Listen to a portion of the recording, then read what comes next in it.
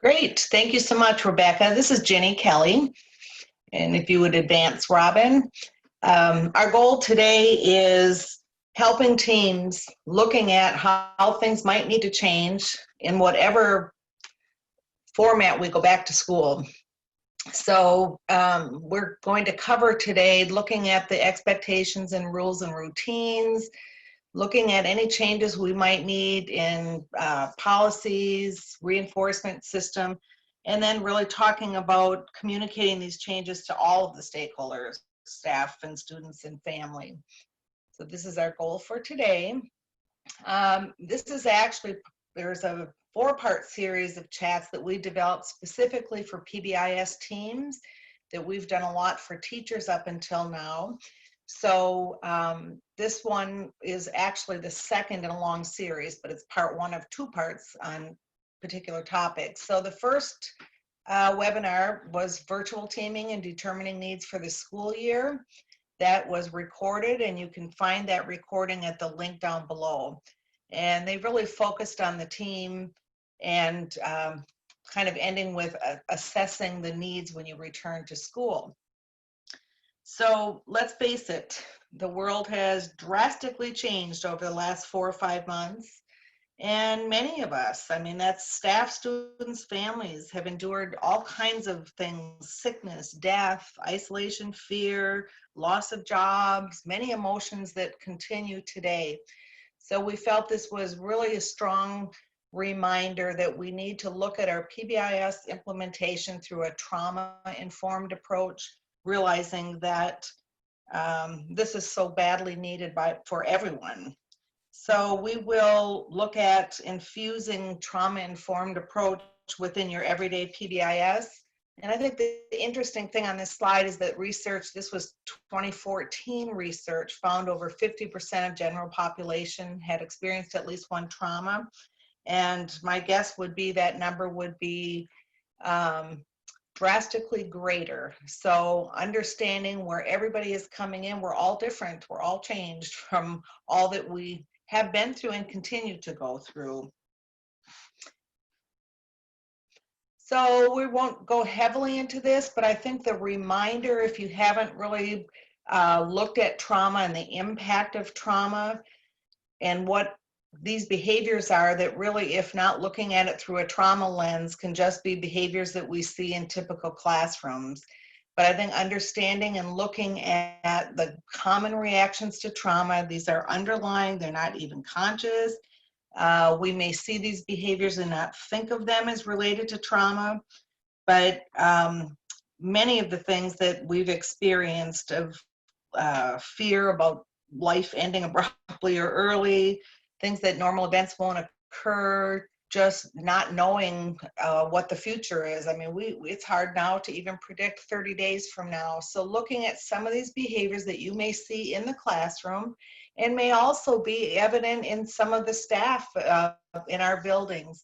So keeping in mind that understanding maybe when we see these behaviors, the first thought potentially is, might this be a result of the trauma that we've all been through?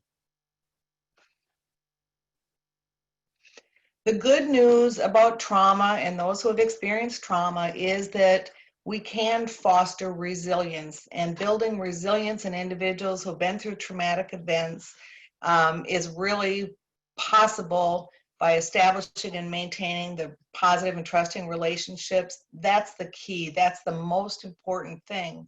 So as we look at coming back to school, that will look very, very different for students and staff in many ways, potentially, if they are even back in buildings, and we know there may be varieties of different plans out there. But we just can't emphasize enough that it's the relationships that is so key to get established with students and staff when we get back into those buildings. And if you look below, the elements of establishing relationships are climate, building safe and predictable environments, teaching and reinforcing skills. These are 2 that are most commonly connected to PBIS, and we're focusing as well, promoting adult wellness. We have the next webinar, which is next week. We're going to cover a little bit more around the adult wellness, but bottom line is we want to create safe, nurturing, positive environments for everybody who's in the building. We just wanted to revisit very briefly the overall goals of PBIS and how they connect to fostering resilience. And we won't read through all of these, but I think the idea of the positive school environments and school safety has taken on a whole different meaning now. It's added that we're talking the health and wellness and safety of everybody in those buildings. Teaching the behavior with social emotional learning, and that's going to be critical. We'll be touching on that today as well as reinforcing behavior. So we'll be touching on each one of these elements throughout this chat. So positive and trusting relationships is sort of a first. We wanted to just mention a few things that have worked really well and some ideas that we have come up with. And depending how the previous school year ended and what activities, if any, and most of them I think were done electronically, this was pitched to one district who actually is considering doing this, of starting out with some time that students would go to their previous teacher and classmates. And this may be just activities to sort of do that kind of closure and then transition to their new classrooms. Community building circles. It'll be so critical for kids to get that connection going back again with one another as well as with the teachers. And another real positive way of getting this positive relationships going is having students create individual goals for the new school year and connecting with one another on what their goals are. There are a lot of resources for supporting, students and our staff. And you can see there's a link here on this slide that really covers the topics that we've connecting with students and reassuring and managing stress. So that's just a resource that we wanted to include for all of you. So with our trauma-informed lens on mind, let's look at what might need to change around our expectations and rules as we return to some format of school. So we would start really by looking at our instructional elements, and this is, the trauma-informed practice is building the safe and predictable environments, and we really do that by our expectations, rules, and routines for kids, that they have predictable environments, they know what to do, they know what teachers will be doing. So we want to just remember that we're looking at expectations and rules and the routines and their importance and how strongly and greatly important they'll be, even more than ever, I think, in coming back to a different, changed environment. There are really a lot of unanswered questions right now as to how and what school will be when we start the new school year. We know here in Florida and in many other states, there have been plans that have been approved and promoted at the state level, with then individual districts determining what is best and what would work based on their situation. But we know in most cases, in coming back, if we are returning to the brick and mortar building, things like social distancing and all of these that we have kind of listed on the right are just examples of some things that may change. The CDC certainly has guidelines that, the very lowest risk is virtual only, and on up to the highest risk is just going back to our full-size in-person classrooms.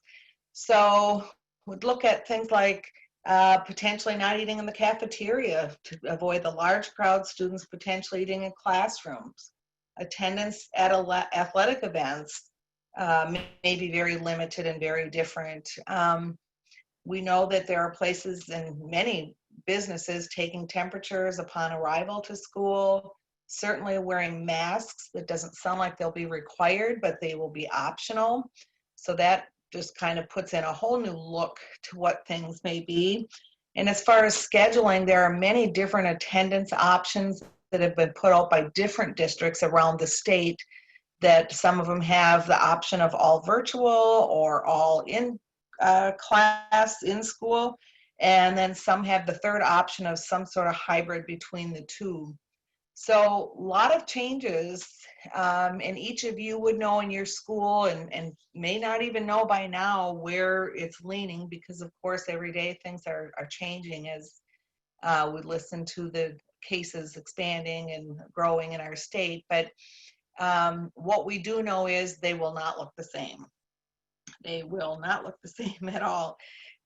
Here are just some pictures. I know that the bus is a concern because students typically sit multiples to a seat, and there's just an example of staggering seating, which of course, if they do that, will affect arrival times at school and bus routes and all. And many parents may be opting to drive. We've been hearing that they'd rather their students not get on a bus and sit so closely together. Obviously, the distancing, and if distancing isn't possible, you can see in the one photo where they have kids sort of within almost a study carrel environment to remind them to keep their space. And lunches, we hear a lot of different things that may be just delivered to classrooms or very staggered, as you can see here in this picture. So when we look at our expectations, I think we just sort of ask our questions. Are the expectations that we currently have still applicable? And or are there any that if you don't have things like safety as one of your expectations, to maybe consider adding that? And you know that that expectation that we're teaching and focusing on and signage everywhere is such a great reminder for staff and students. So you may want to just revisit those expectations, things like kindness and respect, acceptance. There's so much going on in so many people's world right now that it may be a time just to look at what you currently have and consider potentially adding something. We know, back to the trauma-informed care for safe and predictable environments, these expectations are what students depend on and will thrive from, knowing exactly what's expected, getting back into routines and predictable environments and schedules. And also when we have, our expectations really demonstrate we believe you are capable and worthy of putting safety first and being respectful and being responsible. So you might want to just consider looking at, even if it were a temporary one, if it doesn't fit your acronyms for those who have those, but consider possibly the need to add some. Just a lot going on in the world right now, and it may be a good time to consider if you don't already have any of these types included. Obviously, the requirements and responsibilities in protecting all of us from this insidious virus, new rules will have to be developed. We just know that things will change, and we'll have a lot of new encounters and a lot of new things that will arise that we will have to develop rules for. And I think when you look at that, the most important thing is involving students in developing those rules. Students having some input and understanding the why for the rule, which really is good for any rules. But I think now even more, when we have new rules on why you have to use hand sanitizer every time you enter the classroom, having them understand what that really is all about.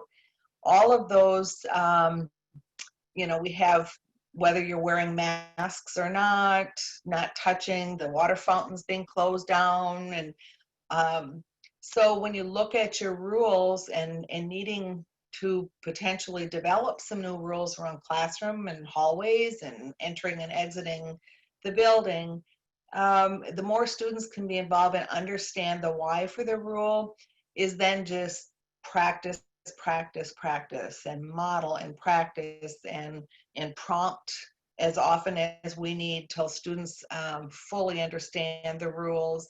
This will actually help them so much in regulating. When they understand, they know exactly what they need to be doing, what the rule states.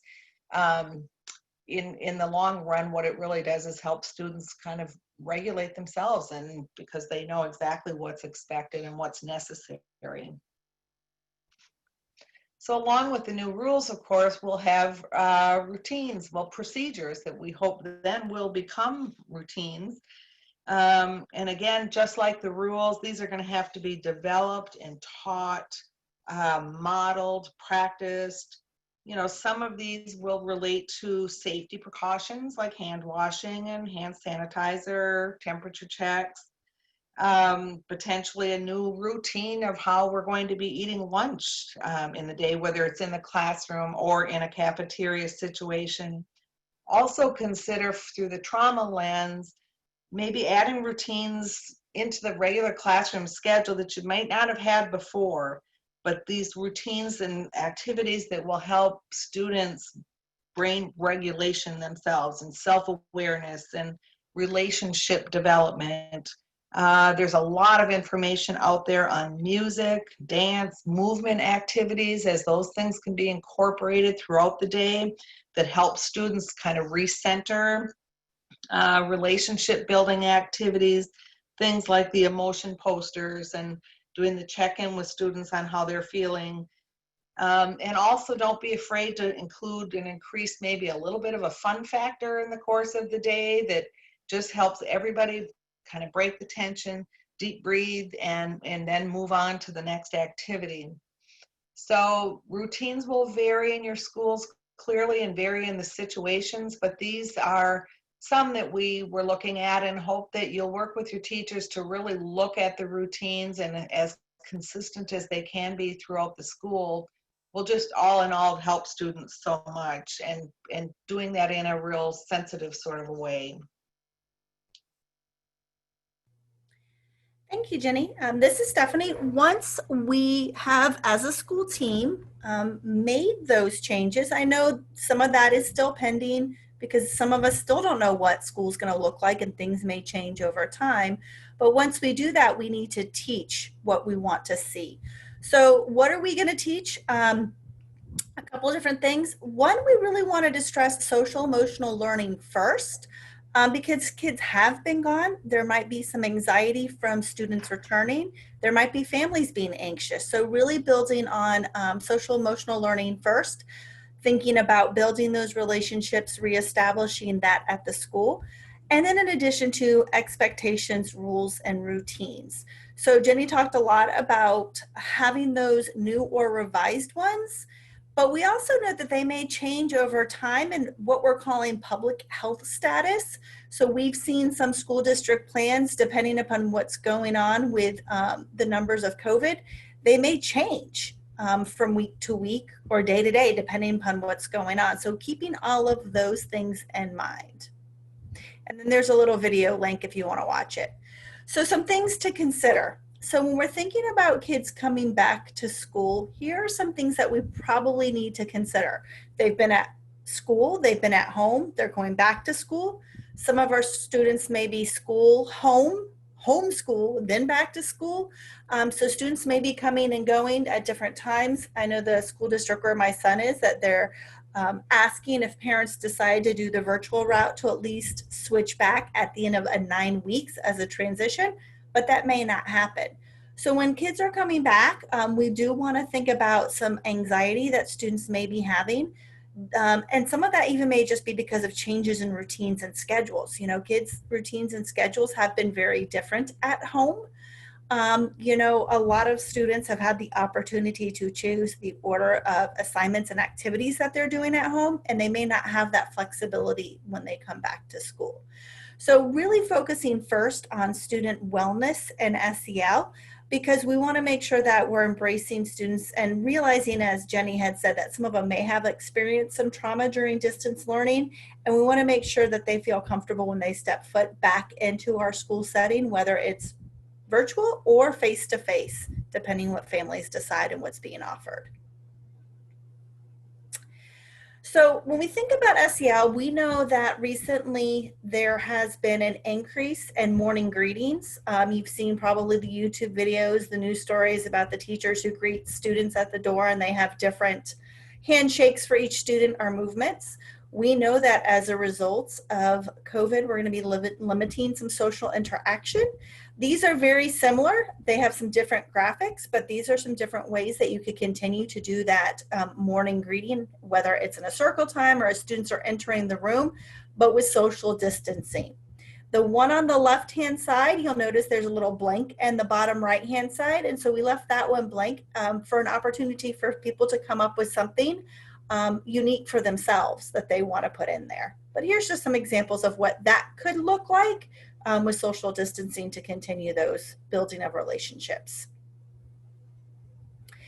So I said we really do also want to focus first on some different coping strategies. And so some of our students may need to be taught some different coping strategies when they return to school. Here are 3 different examples that we've received. There is a list in a few minutes of different websites where you can go find some different ones, but here's one about filling up your worrying cup, square breathing, so teaching our students how to breathe. And I think that's when they first come in, and then prompting them to use that square breathing or the triangle breathing when they are having some difficult times. These are just a couple of examples. I know my son's teacher has taught them some different ones. They had a plastic jar with some different colored water and sparkles and sprinkles and all sorts of cool stuff in it, and they could shake it. He also had a teacher that taught him, I don't know if you know the finger trick, but you take your thumb and you touch every single finger with it back and forth, and it calms themselves down. So we might want to, as students are coming in their first couple days of school, teach them some coping strategies, maybe a couple different ones so students can pick the one that they're comfortable with, and then as the teacher, prompt them to use it during times where they might feel anxious or if they're having to take a test, so that they're learning how to do some of that self-management. So I said we're going to have lots of resources on here. We could probably spend the whole time going through some different resources. But the first one we want to point out is that there's a lot of popular curriculums out there. Paths and Leaps are just 2 of them, but there's a lot of them right now that are providing some free resources. So if your team is meeting during the summer about PBIS, maybe the first thing you want to do is spend some time dividing and conquering and pulling from some of these different resources, some different lessons, some different ideas and strategies that you could use when you return to school. The last 2 at the bottom are from our PBIS website. Now, we know that the focus of this webinar was about returning to school as a result of COVID. That's how it was advertised. That was the focus of this, but in the meantime, we know that there have been other situations going out in the world, and we know that there's been a lot about the Black Lives Matters bias, and that some of that may trickle into the schools. And so some school teams may decide that in addition to SEL lessons, that they want to address some of that bias that's been taking place in equity and Black Lives Matters. So here are several different websites that have different resources to help schools who feel that they are at the point where they do need to address this when students return. A lot of these are K through 12, or they have different resources through K through 12. So we try to make sure that there are resources for all ages there.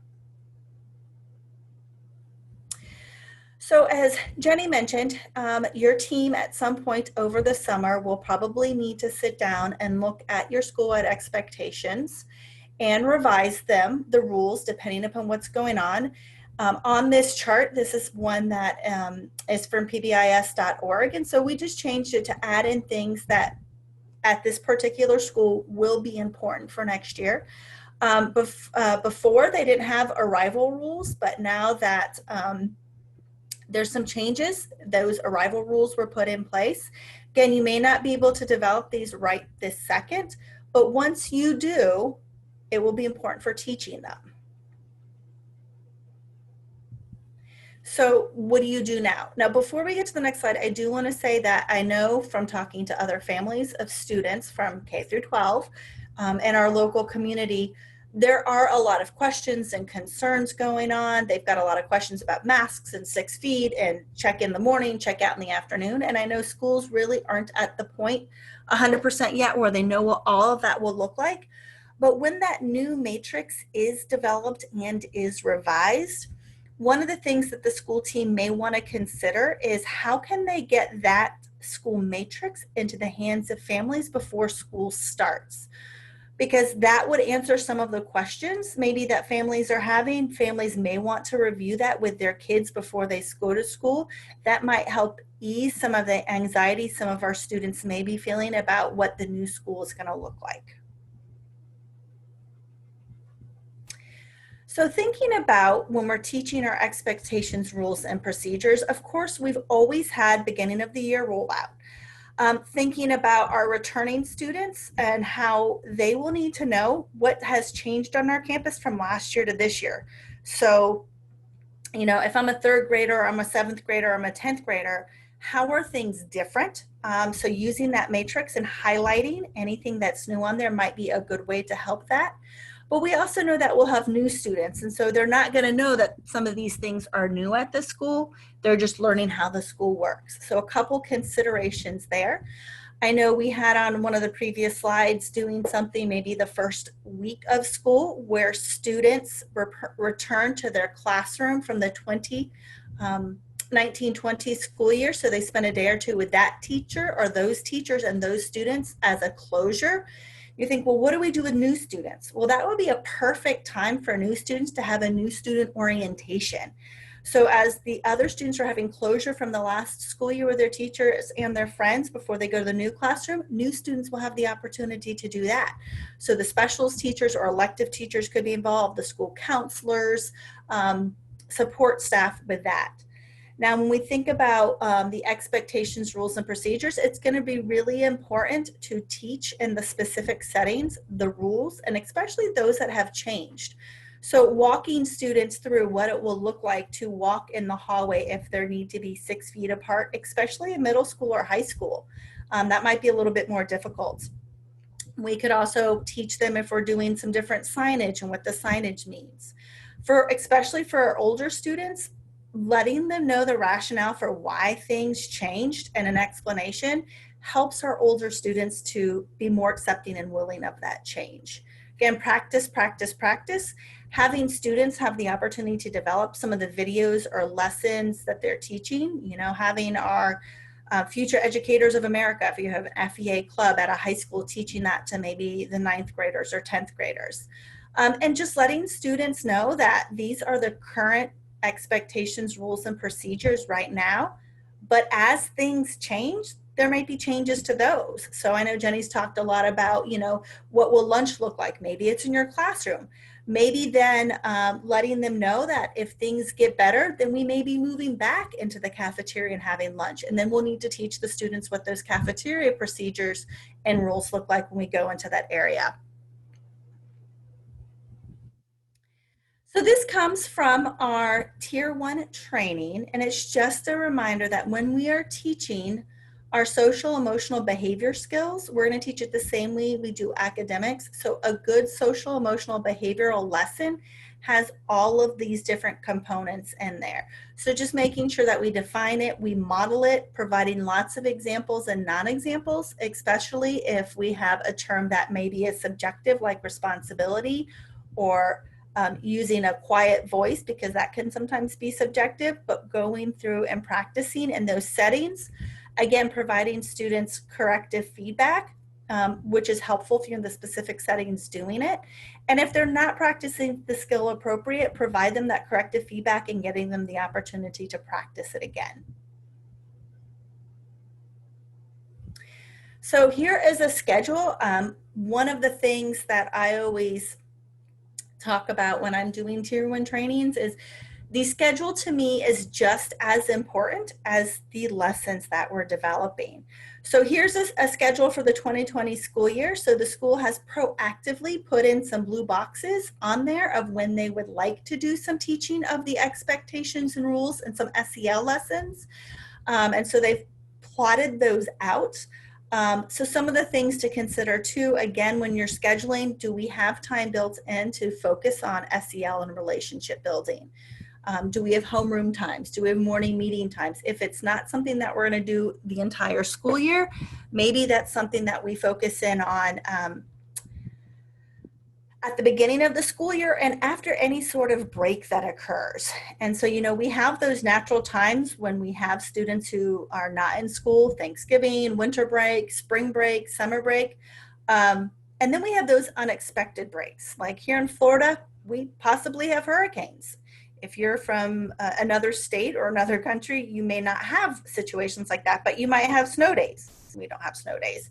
Or there are unexpected breaks with public health status, as we're calling it. So when kids are coming back after being home for a while, we need to go back and do the reestablishing of SEL and relationships and reviewing and revising and updating students on what expectations, routines, and rules may have changed when they're coming back from being home. And again, just really using our data to help us to drive what that schedule looks like and what we'll teach our students.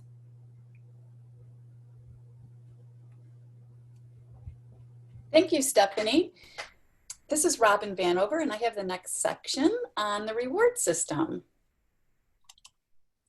So just like any other reward system, when we're not experiencing a public health alert right now, we have to be really cognizant of teaching those expectations and rules that Stephanie has just mentioned, and thinking about how we're going to do that as well. But when we reinforce our behaviors, we're using that as a teaching tool by letting our children know and our students know that, hey, we appreciate you're following the rules and expectations. And so we want to make sure that we're reinforcing frequently after teaching those expectations. And by doing so and rewarding behavior, we're increasing that likelihood that we're going to see more of those desired behaviors. And so reinforcing immediately after that desired behavior, we want to make sure that we're doing that in those problem locations or situations as well. Research has indicated that students are going to learn what's expected of them when they're taught and reinforced in that specific environment. We know that producing or having that stable, nurturing environment that we're looking to establish when we return to brick and mortar is going to help establish those positive student-teacher relationships. We can't say enough about building those relationships upon the return to school. And I know that we have staff members that are experiencing some anxiety about going back to school. They're going to need reinsurance from each other as well, which, the next presentation that we're having is going to incorporate a lot more of the self-care strategies for those teachers, but remembering to build the student and teacher relationships through reinforcements as well. I mean, any stability and reinforcement that you can provide our kids is going to help relieve a lot of that anxiety. So being aware that as the adults in the building, being calm and communicating, so when there are those changes and shifts in expectations and rules, and they can change from 1 month or 1 week to the next, that we're actually communicating so that our students are expecting what's coming next, and that will help to lessen a lot of their fear and anxiety. It's important to be available and to listen when we're building that reward system and our expectations and rules, listening to what our students have to say, listening to what our other key stakeholders have to say as well, and modeling that optimism, letting students know that we are establishing an environment for their safety and their well-being. And so being optimistic that we are going to return to a learning environment and we are going to be taking care of them when they're with us. All of this helps to contribute to that school climate, which is so important. And in thinking about our school climate, coming back to brick and mortar, we're also going to be experiencing a different population of students. Some of our students have moved on. Some of them are going to be new to the environment.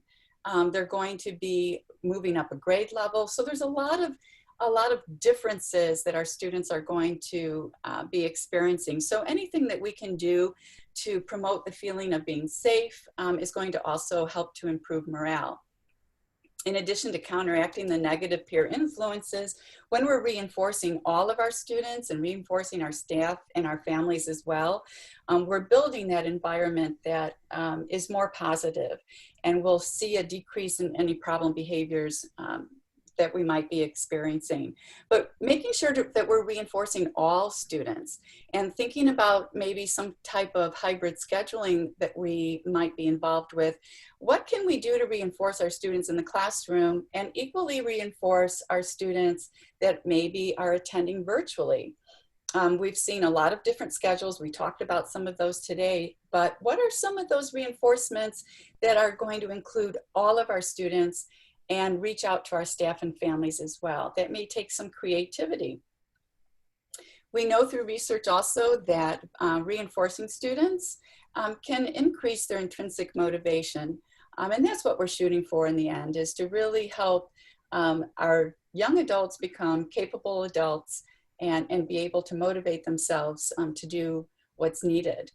This has also an effect of improving their self-esteem and, again, decreasing those feelings of anxiety and fear.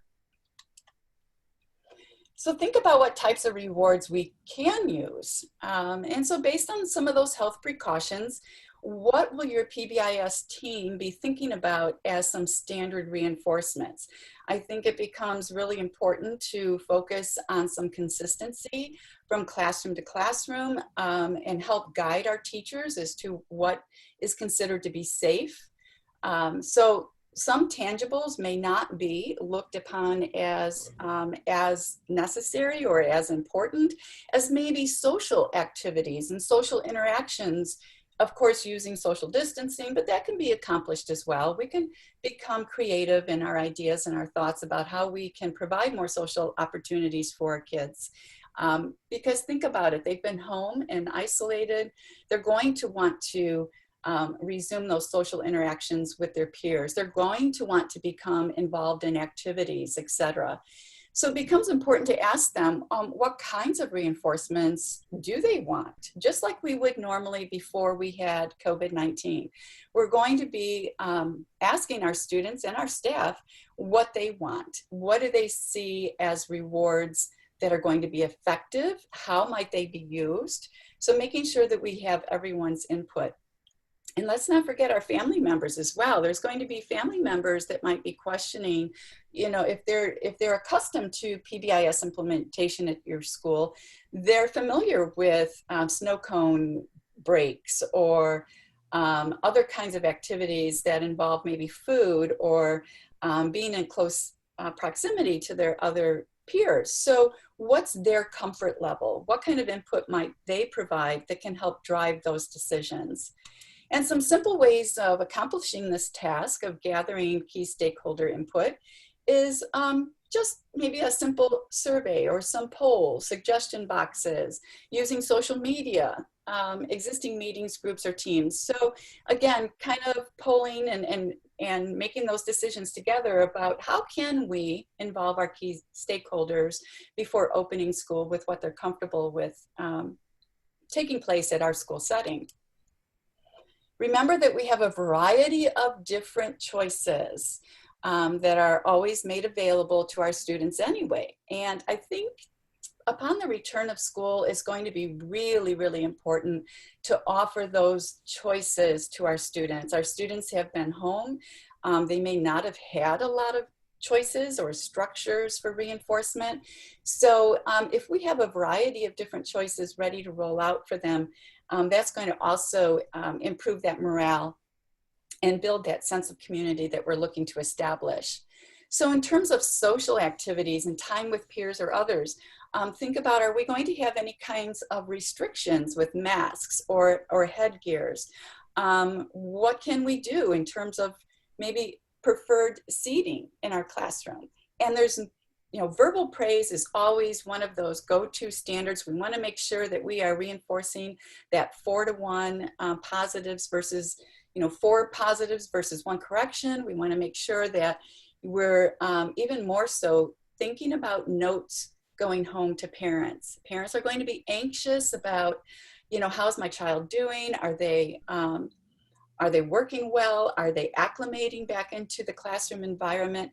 So be sure to have plenty of gotcha notes ready that can go home to parents that say, hey, you know, your student is on time, is ready to learn, is interacting well with peers.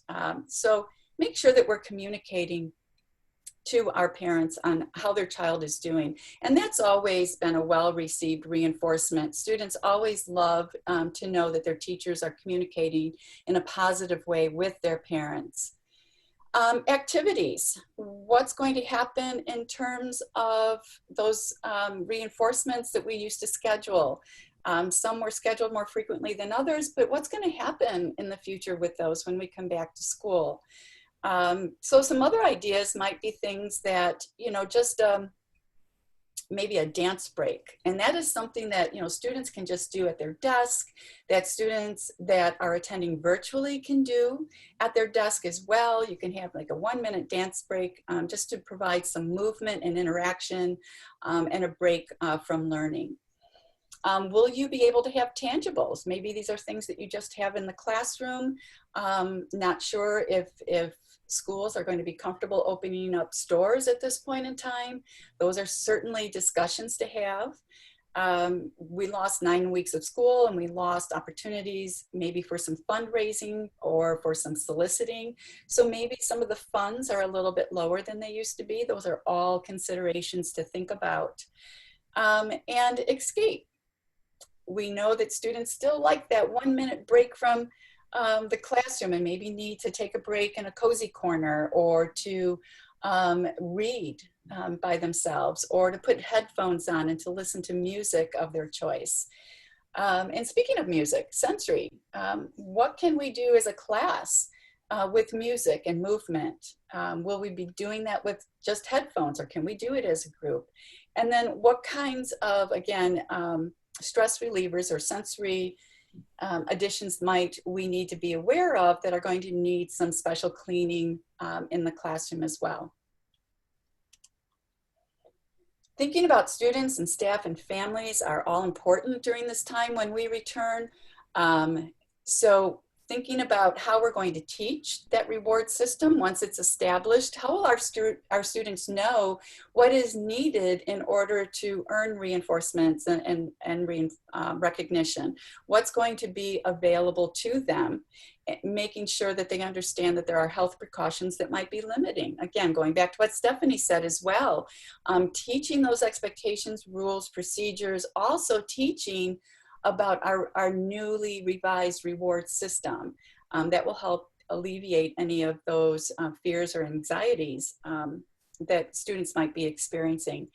And if you're thinking about staff reinforcements, again, guiding results from the survey should help drive some of those features, but consider some self-care items as rewards. Some teachers maybe need a couple-minute break, or someone taking over their class for a bit if they're feeling anxious.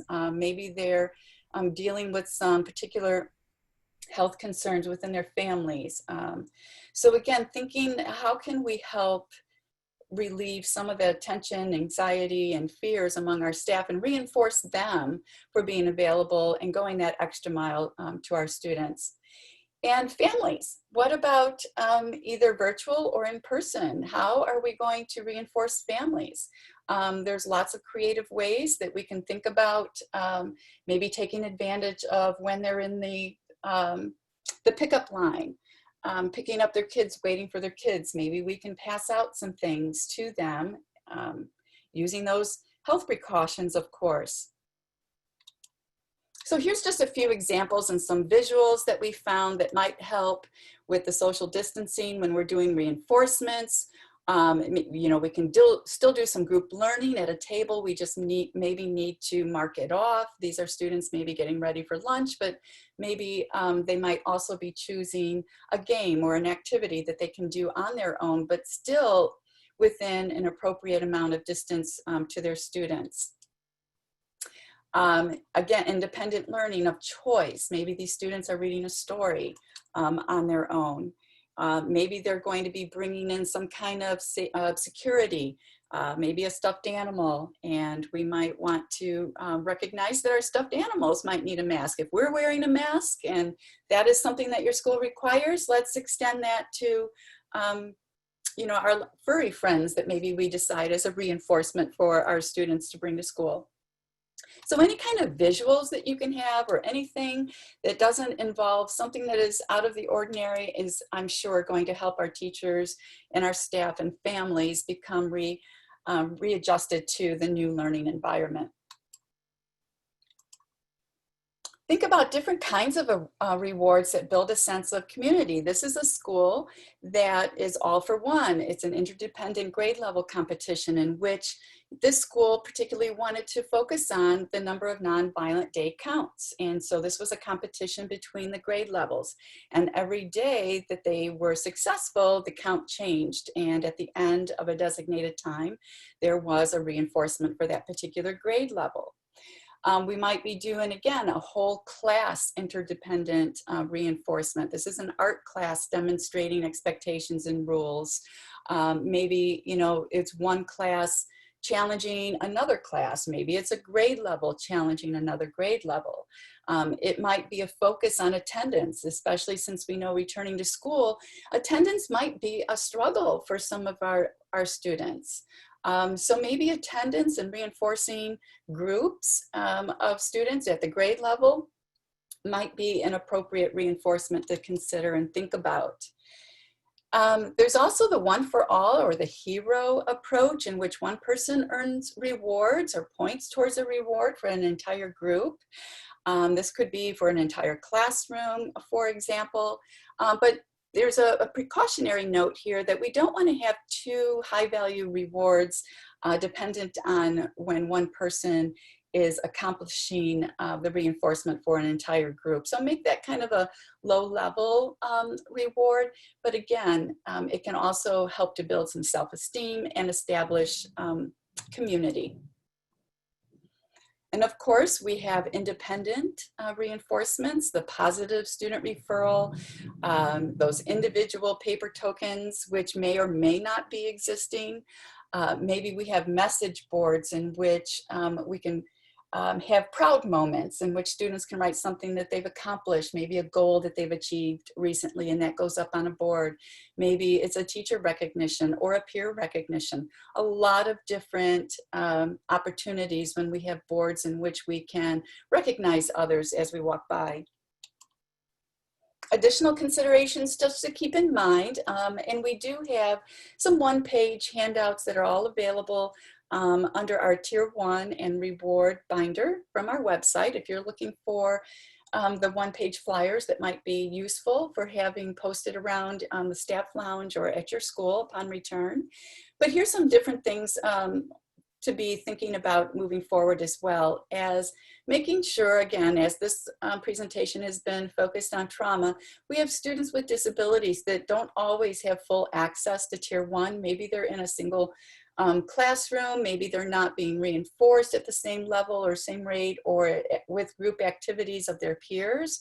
So keeping in mind that all students need reinforcement, just like all students need to be taught those expectations, rules, procedures, but keeping in mind some of the health precautions that we've mentioned throughout. Remember to include your substitutes. If you don't already have a substitute packet, I think that becomes even more so important right now, because substitutes are going to be walking into classrooms where maybe they've even substituted there before, but things are different now. There are different expectations and rules and procedures, different ways of reinforcing our students. So please make sure that those substitute packets are up to date and available for all. And what about our bus drivers? They're going to be perhaps reinforcing some different rules. How might we include them in that process of reinforcement? And of course, district administrators, when they come to visit the school, making sure that they're aware of what's happening and taking place at that school in particular. So think about all of your community partners, all of your key stakeholders as you're moving forward with communicating this newly and revised reward system. You might want to consider using this kind of an activity or form for your PBIS team. And it's simply where you write down the strategies on the left side. What are those strategies that everyone has been using across the school environment, pre, COVID. So what were those reinforcements? And then kind of thinking about what staff were using them. Were they used a lot of the times or a few times? What was the frequency? What's the perceived value? And how do you know it's valuable? And then apply that health conscious mind to those reinforcements that you find are really used a lot within your school building. And can they still be used? What adaptations might need to be taken into consideration? So you might want to start with an activity with your PBIS team, just to have some discussions about what you did prior to COVID and what you might do differently upon return. And then how are you going to know that everything that you're doing is going to be effective? How do you know that folks are going to be implementing with fidelity? What's the number or percentage of staff using that reward and strategy, and how might you know? There's a variety of different ways that we've been encouraging even before we've been dealt this new deck. So, you know, asking, observing and recording. If you are using tokens, maybe taking a look at what staff are using them the most. If they're signing them out, what staff are signing them out and how frequently. What kind of an economy do you have in place? Are you regulating how many tokens are distributed throughout the school or not? So these are all things to take into consideration. In addition to key stakeholder about what kinds of rewards, then we have to really take an inventory on how effective are they? Are we moving the needle? Are we using our data to make those decisions? You may, as I mentioned before, if attendance is an issue, we might want to focus on attendance, teaching the importance of attendance. What does it mean to be in the classroom and seated and on time? What does that look like? What doesn't it look like? And what are we going to do to reinforce? Are we going to maybe use an individual reinforcements, or are we going to move into that group contingency and group reinforcements? So lots of things to think about with expectations and rules and procedures, reinforcements. And so we hope today we've just given you a glimpse and encouraged you to think about some of the changes that you might need to make with your Tier 1 system. And we're hoping that you'll join us for our next chat. And that's going to be still part of our team series. So focusing on PBIS teams and what's going to be important to reestablishing that Tier 1 system. If you haven't already done so, you can register in the link that you see on this slide. And that is taking place on July 7th at 1:05. And just as a reminder, we do have resources available on our website, as well as you can follow us on Twitter, Facebook, YouTube, and again, visit the National Center on PBIS, and you can find some more resources at apbis.org.